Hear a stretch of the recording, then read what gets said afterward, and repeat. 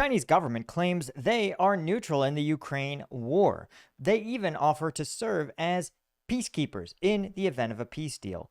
But leaked footage from inside a Russian-made Shahed strike drone shows that it was made inside the People's Republic. Just how did the PRC get outed as being a major arms supplier to the Russian war machine? Slap that subscribe button. I'm Paul, U.S. Army combat veteran. And of course, if you can support my independent reporting, me and the team here, because, well, I have some pretty controversial takes, and the more critical I am of the administration and some certain other countries, the less likely I am to get sponsors. So I depend on you guys. And of course, you get access to uncensored combat footage sent to me from the front lines.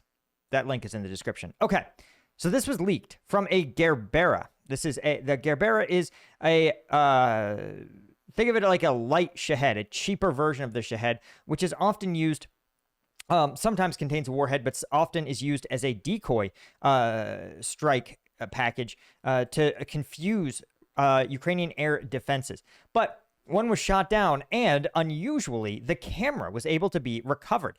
These Gerberas use a very sophisticated high-res camera to help guide them and detect targets, especially those equipped with AI strike packages. But when the Ukrainians got into the camera, they tried to pull the data out, obviously to see where it had come from and maybe learn something about how the Shaheds and the Gerberas are made.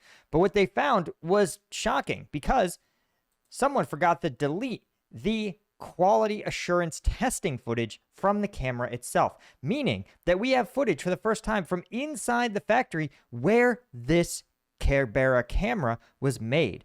And so let's take a look at it, right? So you can see here's the footage that the Ukrainian intelligence released of the QA. You can literally see the camera's sitting on a factory desk, and you can actually see in the glare of the window that this is being worked on late into the night. You can see it's a somewhat sterile room in the back here. You can even see kind of the outline of the actual factory worker here, but you can see the camera's tested and its software is tested as it zooms in on this distant highway. And notice here how the camera's AI or machine learning is able to actually detect and flag individual vehicles, identifying them as potential targets.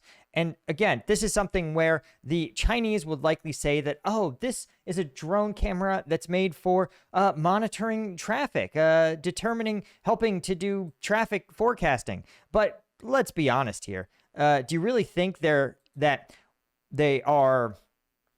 really think that the Chinese are confused or don't understand why the Russians are ordering tens of thousands of these cameras? Like, do they really think that Russia has a program to do tens of thousands of data points of traffic monitoring? No, it's transparently obvious. And you can see here, right, when it finds a specific target, the operator tags it, and the camera actually is able to follow the target as it passes through its area. And then there's, again, the camera zooming. Well, look at this. We're looking inside the factory here, and it cuts out. The QA is complete.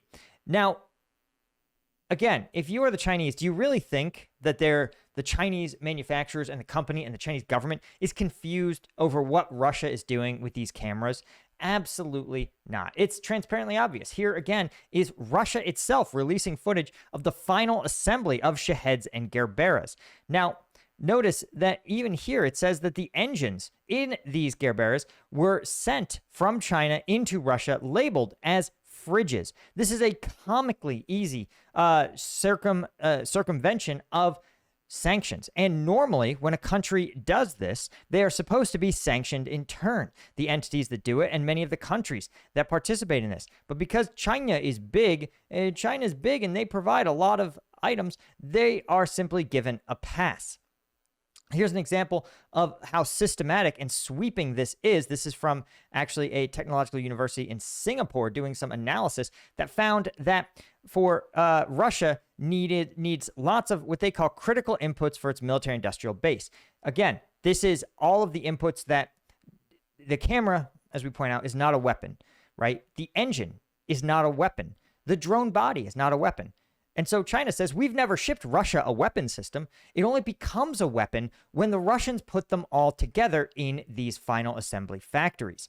But But it's fairly obvious that if someone asks you to provide them with ammunition, a gun barrel, a trigger mechanism, and a lower receiver and an upper receiver, you have provided them a weapon. It's not that hard to figure out. And so China needs these, quote, critical inputs for its military industrial base, and these dual use, what they call dual use items. Again, items that ostensibly have a civilian purpose, but are clearly being used for military application. This number represents about 90% of Russia's imported goods that the G7 considers a dual-use military items, right? So 90% of the Russian war machine, or at least their critical dual-use items, are sent from China. And this number surpasses $4 billion. So you have to think that the U.S. aid to Ukraine numbers, again, something in the realm of like $45 billion a year. But remember, this is also just the core critical components, the $4 billion in absolutely necessary equipment.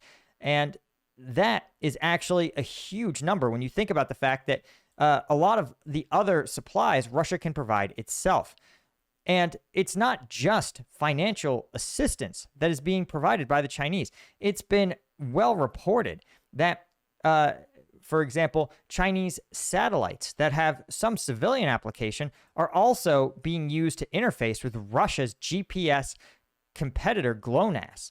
And this is a pretty high level of collaboration. There's also reportedly that these satellite networks are actually used to spy on Ukrainian combat locations, which once again, you say, well, maybe Russia just commissions these Chinese satellites or licensed Chinese satellite scans. Maybe they do it for reconnaissance to monitor Russian reforestation efforts. Or maybe they do it to detect potential sites to build Russian hospitals.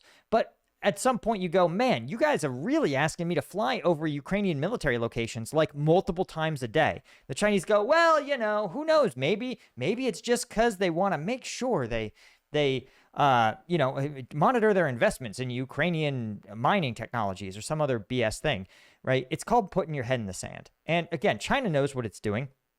I mean, China just doesn't face any consequences because, frankly, they're big. And that's what it comes down to. And everyone else is economically dependent on China. So they just get a pass, including even from the president of the United States, who I've just said has simply repeatedly suspended his efforts to impose tariffs on China. He's demonstrated repeatedly that he is unwilling to do so, which is just kind of wild. But there's also more to even this story, because normally, if this was any other country, they would be universally condemned. They would be outed as being an enabler of Russia's war of aggression in Ukraine, and they would be hit with significant secondary sanctions. But again, the rules are different when you're a big country with economic ties to everybody. And I think the naivete is not that China's doing this, right? We've reported on China's provision of dual-use goods, for years now on this channel. But the takeaway is the unwillingness of the West to actually confront China. And even individuals within the Pentagon, I think about Elbridge Colby, who says, listen, the U.S. has one objective, and that's to contain Chinese aggression wherever it emerges. Well, guys, does this look like Chinese aggression to you? Again, China is the financial enabler of Russia, being the sole country who has enabled Russia to continue to conduct international trade in violation of U.S. SWIFT sanctions through some unbelievably creative accounting and transfer. You also have China, again, providing all of the core military components to the Russian war machine, but also China's satellite state, North Korea, has also been totally exposed as providing also billions of dollars in military assistance, direct military assistance to the Russian war machine, right? So while the Chinese don't provide anything that is a true weapon system per se, the North Koreans, who are already heavily sanctioned, simply don't feel they're constrained in that way. Instead, North Korea has supplied Russia with extensive ballistic missiles, literally hundreds of high-tech ballistic missiles, but also millions and millions of artillery rounds, which are essential to conducting Russian offensive actions.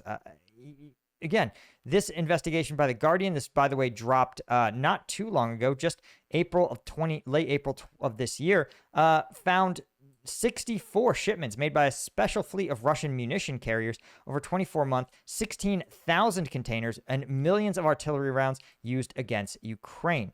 And this shows that North Korea, which, by the way, to be clear, North Korea does not sneeze without Chinese permission, because the only reason their regime remains in power, the only reason that they have the food, fuel, and trade to sustain their people in any measurable way is through Chinese intervention. Every other country on earth has sanctioned them beyond belief, both for being unbelievable human rights abusers, but also now for developing nuclear weapons in violation of the Nuclear Non-Proliferation Treaty.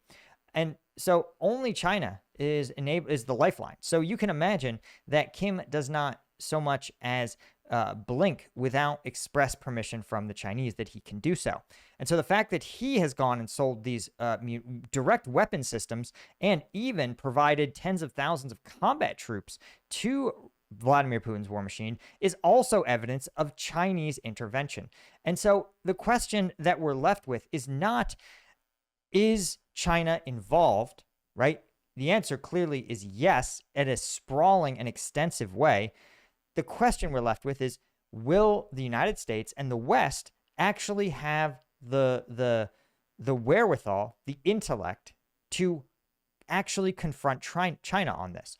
Or will they simply continue to roll over, play dead, and do nothing in the face of, again, the United States' sworn adversaries, China and Russia, collaborating and cooperating on rolling back U.S. and Western interests around the world?